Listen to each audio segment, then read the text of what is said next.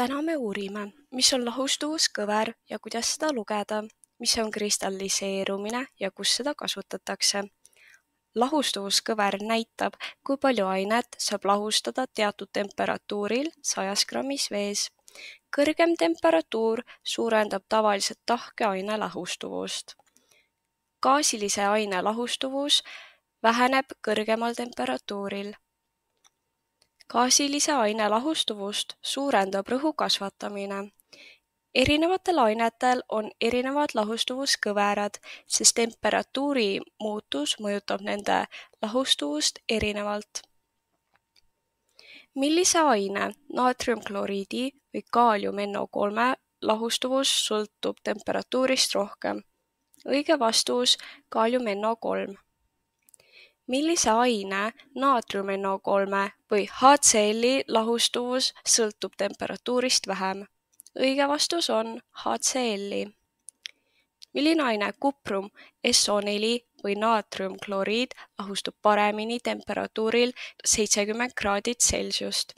Õige vastus, kuprum, SO4. Milline aine, naatrium OH või KNO3 lahustub paremini temperatuuril 50 kraadit Celsiust? Õige vastus, KNO3. Lahustuvuskõver aitab kindlaks teha esiteks, kui palju ainet lahustub erinevatel temperatuuridel 100 grammis vees. Teiseks, kuidas aine lahustuvus muutub, kui temperatuur tõuseb või langeb. Punkt graafikul näitab täpselt küllastunud lahust, ehk rohkem ainet sellel temperatuuril lahustada ei saa. Kui lisada vähem ainet, kui lahustuvuskõver antud temperatuuril näitab, siis on küllastumata lahus, ehk ainet saab veel lisada. Kui lisada ainet rohkem, kui lahustuvuskõver lubab, siis saadakse küllastunud lahus sademega, ehk kõik aine ei lahustunud antud lahuses sellel temperatuuril ära. Temperatuuril 20 kraadit Celsiust lahustub 100 grammis vees 35 grammi naatriumkloriidi, kuid ainult 10 grammi KNO3. Temperatuuril 80 kraadi lahustub 100 grammis vees aga 50 grammi NO3. 20 kraadid Celsiuse juures 100 grammile veele lisada 5 grammi naatriumkloriidi, siis on lahus küllastumata, sest naatriumkloriidi saab veel lisada 20 grammi. Samas, kui lisada 20 kraadid Celsiuse juures 100 grammile veele 50 grammi naatriumkloriidi, siis kõik sool ei lahustu. Lahustub 35 grammi soola, kuid 15 grammi soola jääb anuma põhja tükikestena. Saadakse küllastunud lahus, mille põhjas on lahustamata sool.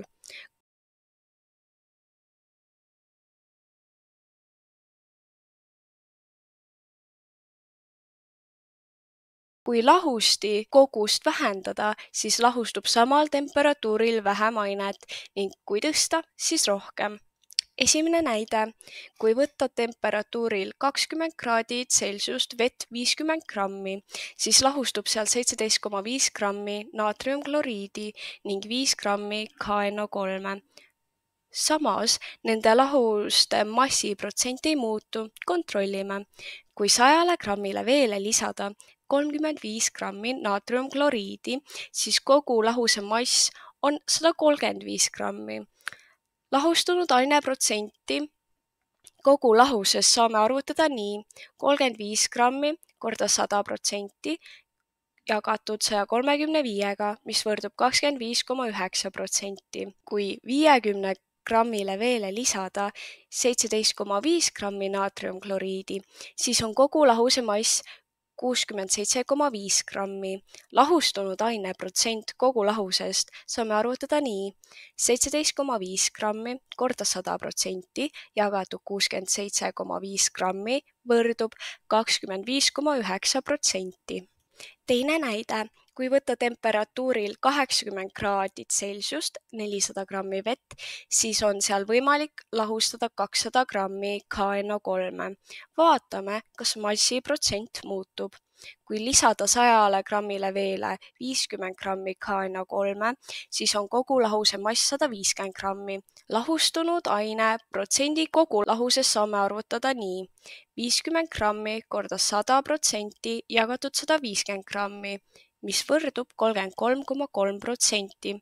Kui lisada 400 grammile veele 200 grammi KNO3, siis kogu lahuse mass on 600 grammi. Lahustunud aine protsenti kogu lahusest saame arvutada nii: 200 grammi korda 100% jagatud 600 grammi, mis võrdub ka 33,3%. Lahustuvuskõveraid kasutatakse ravimite valmistamisel, et leida parim lahustuvustemperatuur, toiduainetööstuses, suhkru või soola kasutamisel, teaduslikes eksperimentides, kus kontrollitakse ainete segunemist ning ka kristallide kasvatamisel. Kristalliseerumine on protsess, kus lahuses olevad osakesed moodustavad korrapärase tahke struktuuri. See toimub, kui lahus jahtub ja küllastuspunkt ületatakse. Lahus diaurustub, jättes alles lahustunud aine kristallidena. Kodune näide kristalliseerumisest. Lahustage umbes 300 grammi suhkrut 100 grammis kuumas vees. Selleks tuleb lahust keeta. Jätke lahus jahtuma. Pange jahtunud lahusesse grilltikk, mida on keerutatud kristallsuhkrus. Jätke lahus umbes 5 päevaks seisma ning katke pealt paberiga. Tekivad nähtavad kristallid, mida võib ka süüa ning mida müüakse rock candy nime all.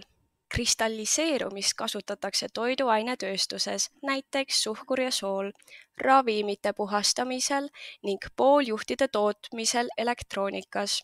Looduses tekib mitmesuguseid kristalle. Kristalliseerumine toimub näiteks kõrbes, nii tekivad näiteks kõrberoosid. Koobastesse moodustavad stalaktiidid. Täna me õppisime. Lahustuskõver aitab määrata, kuidas ained lahustuvad temperatuurist sõltuvalt. Kristalliseerumine võimaldab eraldada aineid lahusest.